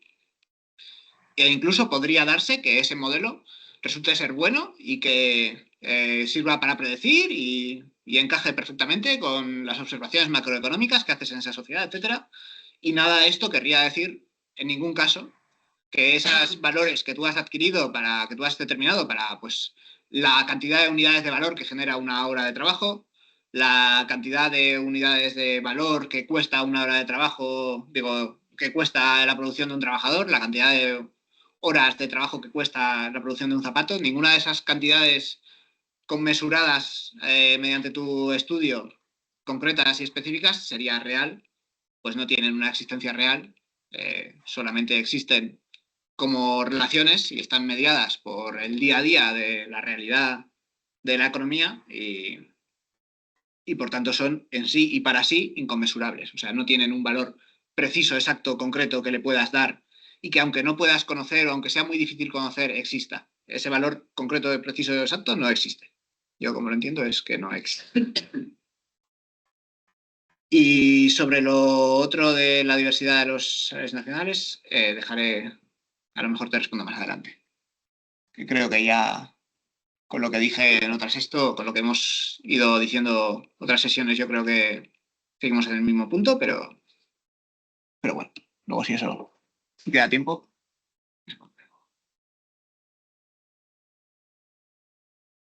Es decir, tú, o sea, yo cuando digo que no se refiere a eso, no digo que no lo puedas hacer, no digo que no puedas plantar una fórmula. Si eso, puedes hacerlo. Te planta una fórmula, pero o sea, lo que quiero decir es que no se refiere al hecho de, no es que he metido una, pues yo que sé, no se refiere a que está descubriendo la órbita de Venus y como no te cuadra, te falta un planeta en medio de creo que era de Mercurio y del Sol. O sea, no se refiere a eso, sino que se refiere al hecho de pues eso, de que no es una cuestión de precisión. No sé si digo bien, pero... Sí, eso estoy diciendo, que no es cuestión de precisión, es cuestión de que no puedes llegar a esa, de que no existe esa magnitud precisa determinada. Yo un comentario que a Joaquín no le va a hacer mucha gracia. El sí por sí, me saltando con eso. ¿Eh? El en sí por sí. Ah, no, eso no tengo. Pues lo repito tres o cuatro veces. Pero bueno, hay por ejemplo también en lo de las magnitudes de cambio, sí, eso es otro tema, no le iba a decir, pero bueno, ya que lo sacas tú, lo de que diga que el valor de cambio y de uso sean en sí para sí, el en sí, o sea, precisamente dice, implica quiere decirte, también un poco al de lo que decía lo que decía Adrián, implica las dos relaciones, o sea, implica el hecho de que sean, o sea, quiere decir, el en y para sí implica una, digamos, otredad que lo que observe la cosa, el fenómeno. Pero el en y para sí no implica una otredad. O sea, es decir, el árbol es la semilla es en sí y el árbol es para sí. El para sí es la forma desarrollada de la semilla, que es lo que sería en sí, lo que, digamos, como lo tiene. Yo creo que, bueno, ya que lo saca Joaquín, que yo no le voy a sacar, pero bueno, o sea, que decirte, yo creo que hay que decirte, que yo también el comentario que he hecho tiene pinzas, pero yo diría que ahí que no, que no se refiere simplemente al hecho de, pues sí, de que dice eso, pues sí, el valor de cambio evidentemente es una cosa relacional, que es una proporción y tal, pero bueno, que vamos, o sea, yo diría que en esencia se sigue aplicándolo, o sea, la idea de lo que he dicho, o sea, que se sigue aplicando a pues eso, a todos estos tipos de debates. Pero bueno, no, lo que iba a decir era otra cosa. Era esto que discutimos el año pasado, creo que cuando leímos los manuscritos económicos y filosóficos. Justo también cerca de ahí, varios párrafos más arriba, cuando habla del hecho de cómo se presenta, digamos, el trabajo, que, bueno, pues al trabajador asalariado, pues por la forma pues, determinada en la que trabaja, pues se le presenta todo lo que trabaja, se le está pagando. Entonces es todo retribución justa y no. Vale, al jornalero, al siervo de la gleba, o no sé qué es lo que pone. Bueno, sí, por otro ejemplo, pues claro, se le presenta pues mitad y mitad, ¿no? Porque una es trabajo que hace para él y otro es relleno. En el trabajo esclavo, pues eso se presenta como pues, trabajo que no se paga en su totalidad. Claro, yo diría, esto es el hecho de cómo se presenta. Evidentemente, esa presentación tiene características específicas, ese trabajo que es común a todas las estas, que es el hecho de cómo se presenta. Pero los tres tipos de trabajo, yo creo que esto en cierta medida correspaldaría en ese sentido a la discusión, tienen la cualidad común, además de que sean trabajo, el hecho de que son trabajos enajenados, porque son trabajos que no lo realizan para sí mismos, en parte o en todo o parcialmente. Entonces, o sea, quiero decir, otra cosa es, digamos, el hecho de este trabajo, que en este caso es enajenado porque es extraño, no es propio, es apropiado externamente, se te enfrenta como algo que no ha sido tu propia creación, se te enfrenta contrariamente a ti, que en algunos casos pues se te enfrenta, como en el caso del esclavo, como que tú eres la mercancía que se vende y se compra, entonces tú te enajenas completamente, pero como tú te enajenas completamente, también te enajenas tú cuando trabajas, en un sentido, yo que sé, vamos a decirlo, igual no sería tan marciano, sino sería igual más en ese sentido, el siervo de la gleba se enajena, aunque parcialmente, porque de todo lo que produce indiferenciadamente hay una parte pues, que viene el señor y recoge, en el trabajo pues asalariado, pues por lo menos, que no tiene ningún tipo de los medios de producción en ese sentido, pues que todo lo que produce, nada es es suyo, vamos a decirlo, y digamos, en ese sentido moral como esclavo, y todo se enfrenta a sí mismo, a pesar de que sea producto de su propio trabajo. Sí, ya sé que no tiene mucho que ver con lo que pone. Bueno, eso es, aprovechando que tu suegra pasa por Valladolid, yo voy con lo mío. Yo insisto, el trabajo del siervo no es enajenar. Lo que se enajena es el producto de su trabajo. Cuando el siervo va a trabajar las tierras del Señor, 3 días trabaja sus tierras y 3 días trabaja las tierras del 3 días trabaja para su familia, para su comunidad, y otros 3 días tiene que ir a trabajar las tierras del Señor, él controla su proceso de trabajo. El Señor no le impone el ritmo de trabajo. Él trabaja para el Señor. El producto, él ha trabajado, pero sabe que el producto no es suyo. Lo que tiene enajenado es el producto, pero no es su trabajo. Mientras que el obrero asalariado no controla su trabajo. O sea, la ejecución del trabajo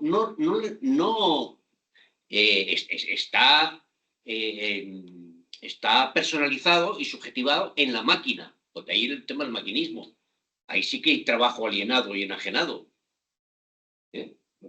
No el producto del trabajo, que también, con el que no tiene ninguna relación, pero es que el propio proceso de trabajo del obrero asalariado bajo las relaciones capitalistas, el propio proceso de trabajo no lo controla el trabajador, mientras que el siervo de la gleba, pues sí lo controla. Pero bueno, pues seguiremos con la discusión, sí, porque obviamente no está cerrado.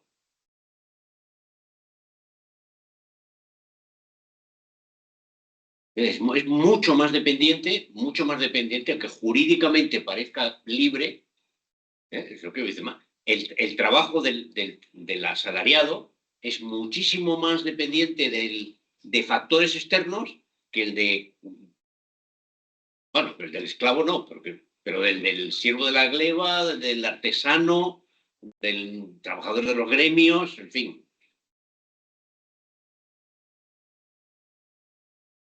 Pues, Adrián.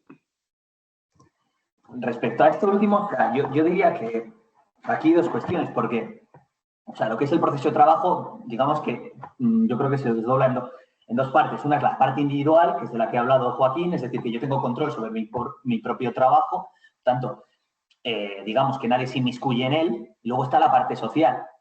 Es decir, todo trabajo, como sabemos, es un trabajo social. La cuestión es que en las relaciones de dependencia, ese carácter social del trabajo se le presenta al campesino medieval como algo impuesto desde fuera y por lo tanto está enajenado. La actividad está enajenada. Es decir, no es algo que él de forma individual o toda la sociedad de forma social, por así decirlo, se haya impuesto a sí mismo de forma, digamos, consciente, sino que existe una asignación coercitiva sobre ese trabajo. Por tanto, es un trabajo enajenado. No es un trabajo que realice para sí, es un trabajo que realiza para otro, con mecanismos de coerción claros. En el caso del capitalismo, el trabajo individual aparece de forma coercitiva, por ejemplo, la figura del capitalista, ¿no?, dentro de la fábrica, y también aparece además la forma social en forma de valor, ¿no?, que es el que domina, por así decirlo, con los movimientos del mercado, el trabajo de la sociedad, la asignación de trabajo, etcétera. Pero para mí sí que está enajenado tanto el campesino medieval como el esclavo. Otra cosa es que controle esa parte individual, pero en el fondo esa actividad que está realizando durante el proceso de trabajo está dirigida a otro. Y luego esa actividad se traduce en un producto, porque es que no puedes separar la actividad del producto. O sea, el producto es la actividad cristalizada. Por tanto, para que la actividad cristalizada esté enajenada, eso significa que la propia actividad que ha dado lugar a ese producto tenía que estar enajenada previamente. Es decir, es una relación lógica. Por tanto, yo sí que creo que en este caso, ya que nos estamos yendo por los cerros de Úbeda y tal, yo sí que creo que en este caso existe un trabajo enajenado en todas las sociedades de clase, en mi opinión, de hecho. Y la enajenación adopta formas diversas. En este caso, ya te digo, en la forma del capitalismo, además, existe una enajenación en la forma de valor, etc.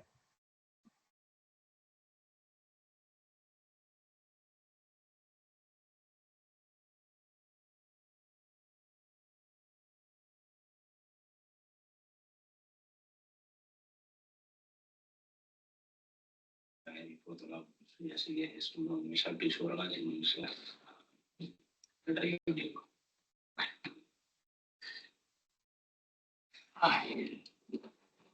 Pues igual vuelvo yo sobre lo del trabajo más intenso, menos intenso.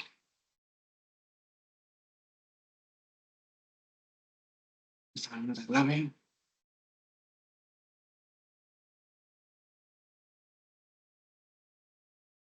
Bueno, si queréis decir algo más mientras lo busco. No, busco la cita. Tenías una transferencia, ¿no? Sí, sí. 48. Donde... Claro, está la nota del 66. Bueno, creo que es esa, ¿no? Que el mercado mundial, la Jornada Nacional del Trabajo, piensa no solo cuenta con jornada laboral de mayor número de horas, como jornada mayor en cuanto a la extensión, sino esa, ¿no?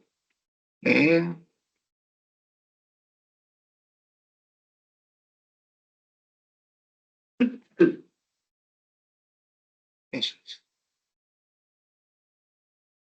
Eso es, sí. Si vamos, recuerdo una vez Joaquín lo dice, si vamos a la pizarra. Vamos a la cámara a la pizarra. Porque si no, vamos a la... O sea, venimos a la pizarra.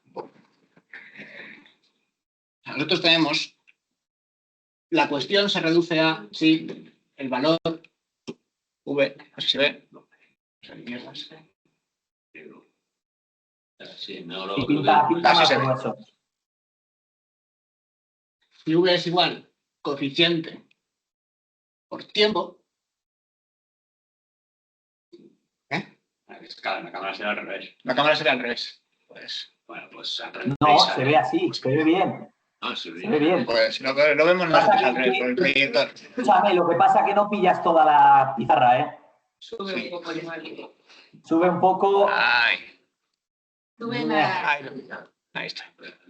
Tiempo por intensidad o no intensidad. sea, aquí la cuestión es si metemos el factor de la intensidad en la determinación del valor o no. O sea, si tenemos, o sea, el valor se determina por el tiempo de trabajo socialmente necesario para la producción de una mercancía, por lo tanto, le podemos poner un coeficiente de por medio para darles valores numerarios, cuánto valor por hora, cuántas libras por hora, y la cuestión es si le metemos el coeficiente de la intensidad o si decimos que el coeficiente de la intensidad, cuando se iguala a la intensidad nacionalmente normal, desaparece y se sigue determinando el valor como tal. Sí. Si metes el coeficiente de la intensidad, lo que ocurre con el aumento de la intensidad es que si tú coges el valor de cada pieza, el precio pieza, es igual valor de la jornada entre número de piezas. O sea, tú tienes que el valor de una pieza, de un producto del trabajo, va a ser siempre el valor de la jornada de trabajo del trabajador entre el número de piezas que producen esa jornada.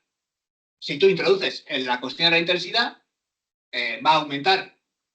Aumenta la intensidad. No, tendrías que incluir el valor de las materias primas, pero... Sí, el precio, bueno, sí. Dejando eso de lado. Si aumenta la intensidad, aumenta el número de piezas. Y si consideras que la intensidad pasa a formar parte del valor, aumenta también el valor total de la jornada y el precio se mantiene idéntico. En cambio, si eliminas esta parte, si dices que esto no, dejaría de aumentar el valor que se produce en esa jornada de trabajo y disminuirías el precio de cada pieza. Esa sería la diferencia entre si es plusvalía absoluta o si es plusvalía relativa. Si disminuyes el precio de cada pieza no introduciendo la intensidad en tu ecuación del valor, tienes plusvalía relativa. Si en cambio lo introduces, Sí. tienes que el valor de cada pieza se mantiene constante y tienes plusvalía absoluta, porque produces más piezas, por lo tanto, insumes más cantidad de trabajo y produces más plusvalía, como si hubieses alargado la jornada laboral. Bien, esto independientemente de cualquier ganancia extraordinaria, etc. Es cómo determines el valor. Si el valor lo determinas introduciendo la intensidad, tienes plusvalía absoluta. Si no, tienes plusvalía relativa. Yo creo que hay bastantes citas a lo largo de este capítulo y de muchos cuantos más que te indican que un trabajo más intenso se materializa en un valor mayor. Hay un capítulo, de hecho, que básicamente se dedica a estudiar los tres factores de tiempo de duración de la jornada laboral, intensidad de la jornada laboral y valor de la fuerza de trabajo, si no me equivoco, y cómo estas tres se relacionan. Aquí la cita es relativamente clara. La jornada nacional del trabajo más intensa y más productiva, pues en términos generales se representa en el mercado mundial en una expresión dineraria más alta que la jornada nacional de trabajo menos intensa y productiva. Es decir, cuando se igualan de esa forma extraordinaria, de tal, aunque eso, cuando comparas diferentes países, dependiendo de la intensidad de la jornada laboral en esos diferentes países, el producto de valor de la hora de trabajo de ese país se materializa en una cantidad mayor o menor de valor. La cita que ponía en alguna de las diapositivas, en la que indica la posibilidad de la existencia de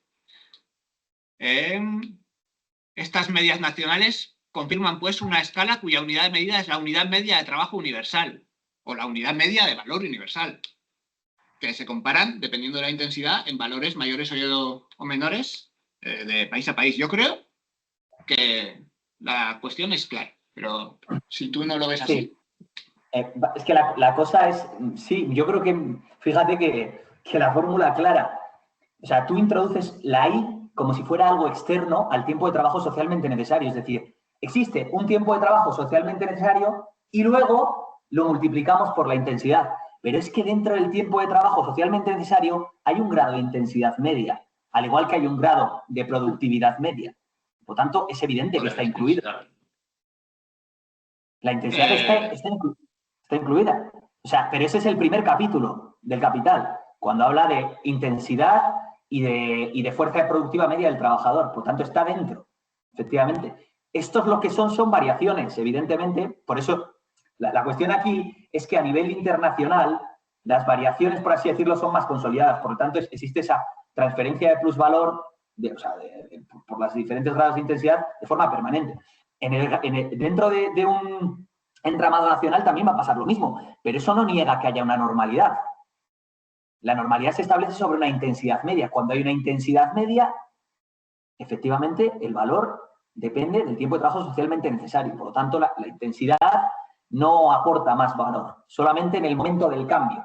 Eso no quiere decir que, claro, es que en todo momento hay capitales con diferente intensidad. Por lo tanto, siempre va a haber plusvalías extraordinarias de forma permanente. Pero también hay capitales con fuerzas productivas distintas. También va a haber capitales con salarios menores, con salarios mayores. Eso va a hacer que varíen permanentemente, digamos que todos los aspectos, ¿no?, de lo que conforma la teoría del valor. Pero existe una normalidad. Sin esa normalidad no... El proceso que planteas es, cuando sube la intensidad, no sube el valor de los estos, sube la cantidad de piezas y baja el precio por pieza. No, yo no planteo eso. Yo planteo que esa es la situación de normalidad, pero es que hay que diferenciar entre la situación de normalidad, por así decirlo, que es Sí. En este momento determinado hay una normalidad de intensidad y la transición de una intensidad a otra. En ese momento de transición de una intensidad a otra, evidentemente hay que incluir la intensidad superior, al igual que hay que incluir la productividad superior. Y entre dos intensidades ya transicionado. A ver, el párrafo es que ¿Quién ha transicionado?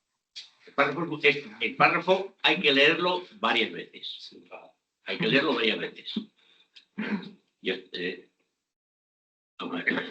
Aquí lo que está diciendo Marx en el mercado, que es que en el mercado mundial la nación más productiva cuenta como más intensa. Luego no es lo mismo aumento de la productividad que aumento de la intensidad. Dice, en el mercado mundial, la jornada de trabajo no solamente la más intensa es más intensa, sino que la más productiva, siempre y cuando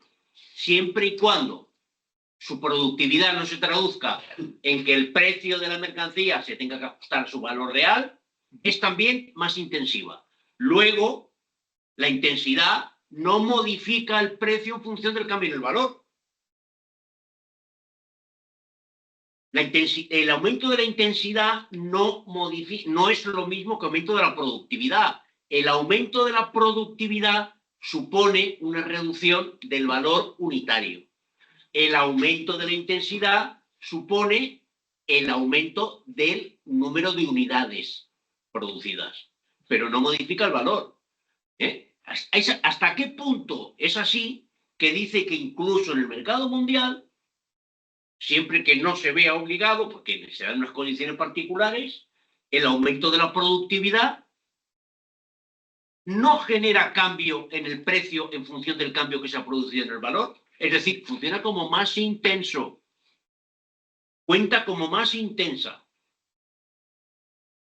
Luego está diciendo claramente que el aumento de la intensidad no implica que hay una reducción del valor y por tanto del precio unitario.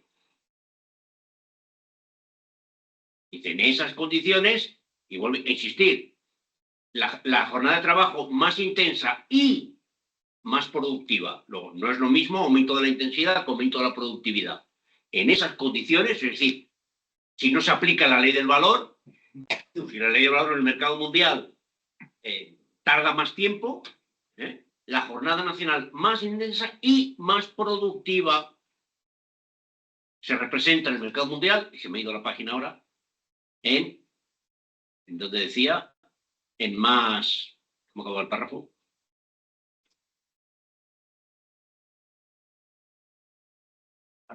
Siguiente, un precio ordinario absoluto del trabajo puede estar más alto en una nación que en otra, aunque el salario relativo, esto es el salario. No, en una expresión dineraria más alta.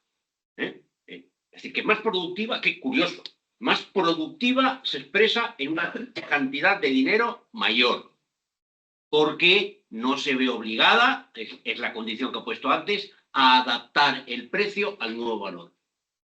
Luego, funciona como más intensa, es decir, más unidades, más dinero, una mayor cantidad de dinero. La intensidad no afecta al valor unitario. Pero no afecta en el momento de transición. Pero aquí lo que sucede, como he dicho, es que esa plusvalía extraordinaria que se lograba, que un capital individual lo lograba durante cierto tiempo, lo que hace es consolidarse, es una especie de monopolio. ¿Por qué? Porque el resto de países, hasta que alcancen esa intensidad, requieren muchísimo más tiempo.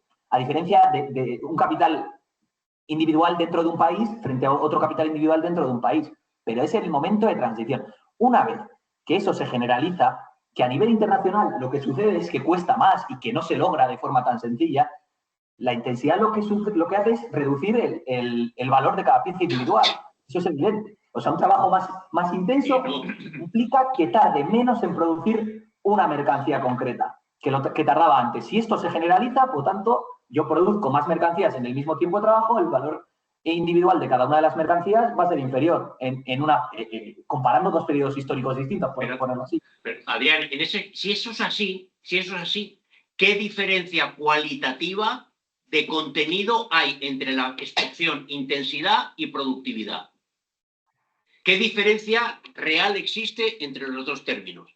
Porque si el aumento de la productividad reduce el valor unitario de las mercancías y el aumento de la intensidad reduce el valor unitario de las mercancías, son la misma cosa. Son la misma cosa. ¿Por qué van a ser lo mismo? No, porque, o sea, el periodo de transición es evidente que operan de forma distinta. No es lo mismo. En el periodo de transición, como hemos visto, efectivamente, una de ellas lo que hace es, en la misma jornada laboral, implica mayor valor. La otra no. La otra no implica mayor valor. En el periodo de transición esa es la diferencia, pero yo creo que lo que viene a ser en el momento, o sea, sí, en dos momentos históricos distintos, es que es, o sea, pero yo de verdad, o sea, apliquemos la lógica que he planteado. O sea, la lógica que he planteado. O sea, ¿qué más da, en el fondo, entre un periodo y otro, que yo haya introducido una maquinaria y por lo tanto pueda producir más productos en una hora, o que yo haya introducido una mejora, o que los obreros ya no tengan que ir al baño, les haya cortado 10 minutos y que eso se generalice y por lo tanto tarde menos en producir una mercancía? Es que objetivamente es lo mismo, no se puede llamar lo mismo, porque uno es un aumento de la fuerza productiva del trabajo, es decir, efectivamente, a través de una mejora técnica o lo que fuera, y el otro no es una mejora a nivel técnico, por así decirlo. Es una mejora a nivel de intensidad. El trabajo, efectivamente, se hace de forma más intensa y eso tiene unas consecuencias distintas. Son cosas distintas, pero lo que viene a ser entre un periodo y otro, las consecuencias para mí son las mismas. Las consecuencias son las mismas para el capitalista. Por eso Marx lo... no. Que las consecuencias son las mismas para el capitalista, porque para el obrero no. No, las consecuencias digo a nivel de valor. No, claro que no. No, las consecuencias, de hecho, mira, pues eso es importante. Por ejemplo, sí, efectivamente, entre la intensidad y la fuerza de trabajo. Eso siempre. Porque el aumento de la intensidad implica una necesidad de reducir, por ejemplo, la jornada laboral. El aumento de la fuerza productiva no. En este sentido, entiendo que la esencia del modo de producción capitalista pasa por alterar la fuerza productiva, no tanto como la intensidad, pero también. Yo creo que eso comentó Ander el otro día en una movida parecida. Pero al nivel de consecuencias sobre el valor, sí, es que por eso en este sentido, cuando se habla de la intensidad, está dentro del capítulo de la plusvalía relativa y no la menciona dentro de lo que sería el capítulo de plusvalía absoluto, cuando habla del aumento de la jornada laboral, en ese capítulo, ¿no?, dedicado al principio a la plusvalía absoluta, no habla de la intensidad, porque el aumento de la intensidad, efectivamente, cuando un capital individual lo aplica, sí implica una plusvalía extraordinaria gracias a que genera más valor, pero en el momento en que se generaliza, no. Bueno, decía Ander que esta cosa estaba muy clara, pero no está tan clara. Pero la cosa de Adrián no. El tema de la intensidad y la de la productividad, de qué es lo que afecta al valor unitario de las mercancías, si una cosa, la otra, las dos, qué es plusvalía absoluta, qué es plusvalía relativa, pues, en fin. De todas maneras, mantenemos que no hacemos la sesión de repaso. La sesión de repaso, pues vale. No, porque acabaremos hablando de esto durante más horas. Sí. Vale, pues lo repasamos más. Lo hacemos menos intenso. Menos intensivo y lo pasamos por la parte. Entonces, la próxima semana, el siguiente capítulo, los 2 siguientes capítulos. No, el siguiente. No, uno, ¿no? Sí, uno, sí. Ah, por favor. Bueno, La reproducción simple. sí. Sí, 19 páginas de nada, ¿no? Sí. Que se lo va a presentar a Adrián ha dicho. Adrián. Vale. Vale. Bueno. Muy bien eso.